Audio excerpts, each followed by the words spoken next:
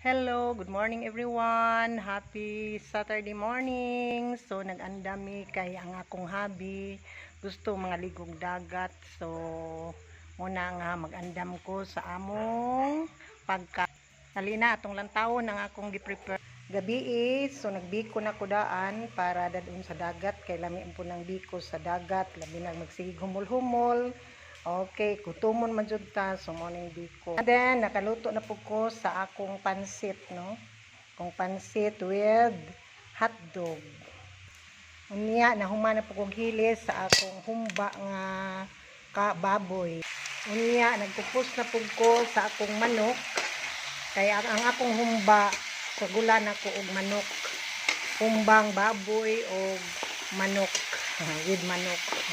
So mao na siya. Ug mo pupos na ni siya mawa nang mo gawas ng iyang mga oil.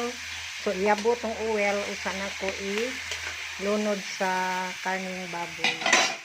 So mura niya mong sudan og ako ning adung-ago ning saging para pud mabawon kay mas nice og daghang makaon. Okay, so update unya. So ready na gatong saging, itak-ang iguman arig kaluto aring humba. Dapod mi hinog tundan, latundan guys. So kasi ganahan. Punitra.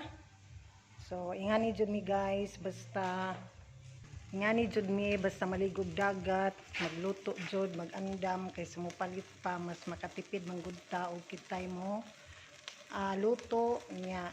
Yan ang nutritious pa kay dili man ta magtipid sa ingredients. Unya lamian pa kay lutong nanay char. Okay, andito na, luto na po ang aking humba nga pig with chicken.